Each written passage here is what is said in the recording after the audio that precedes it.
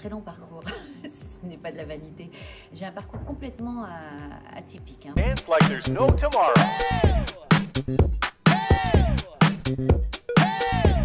J'ai commencé dans la publicité. Par la suite, j'ai été recrutée par Vincent Bolloré en tant que journaliste télé et presse écrite. J'étais co-animatrice, chroniqueuse, animatrice. Moi, ça ne me dérangeait pas. Hein. Je pouvais même être sur le terrain et faire les reportages.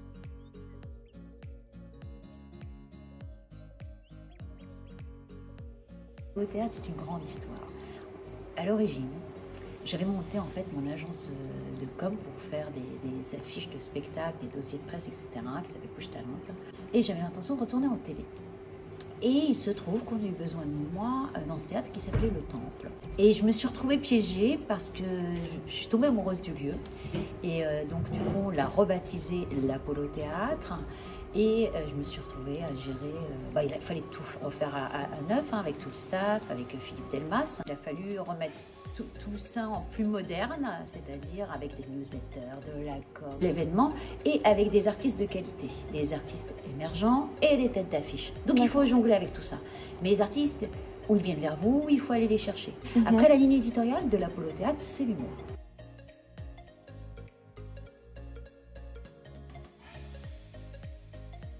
Ouh là là, je suis sur 10 dossiers en même temps, si ce n'est pas plus. Alors déjà, c'est avec le staff, l'équipe, j'ai une super équipe. Alors, il y a la billetterie, faire le point, pas tous les jours, mais parfois j'ai des questions, donc je les embête 5 fois par jour, 2 fois par jour, ou pas du tout. Il y a la technique aussi, on a un directeur technique avec qui je fais le point quand j'ai un event, un gros concert, l'Eurovision, etc.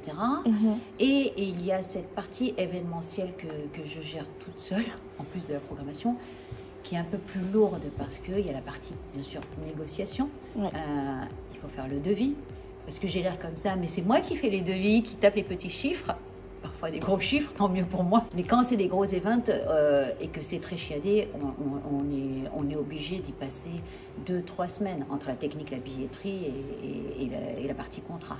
Donc ça, c'est vraiment pratiquement quotidien parce que j'ai des demandes tous les jours. J'aime gérer tous nos réseaux sociaux. Donc j'ai 7 comptes. Donc j'ai 7 comptes sur chaque réseau social. Donc Facebook, Twitter, Instagram, Link.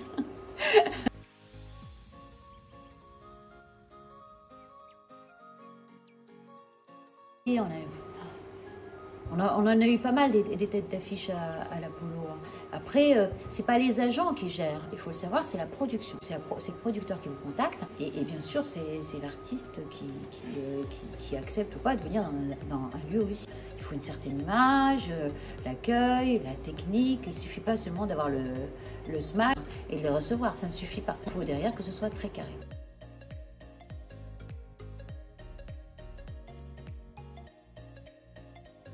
Alors l'Apollo Théâtre, c'est une longue histoire. En fait, on voulait changer de nom et on ne savait pas. On savait pas. Alors c'était parti à un moment donné, pour la petite histoire, bon, je vais le dire. C'était parti sur le Majestic, ça venait pas de moi. J'ai détesté ce nom. J'ai détesté ce nom, ça me rappelle le bar PMU du 18e ou l'hôtel à Cannes, le Majestic. Et franchement, ça ne l'aurait pas fait avec du recul, hein, parce qu'on est arrivé en 2014. Et moi, dans ma tête, j'ai dit, voilà, en direction, écoutez, les plus grands théâtres et les plus beaux sont des noms de vestiges romains. Donc, le point virgule, le gymnase, le palais des glaces. Et du coup, j'ai listé les vestiges romains. Et l'Apollo ressortait de... C'est pas l'Apollo Théâtre, c'était l'Apollo.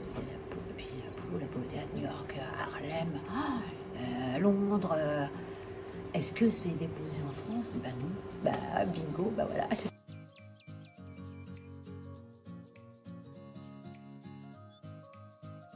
Donc moi j'ai un conseil à donner à ceux qui veulent se lancer dans le spectacle, que ce soit dans la production, dans un lieu de spectacle, il faut être passionné, il faut être curieux et il faut être original. Voilà. Il ne faut pas rester sur ses acquis.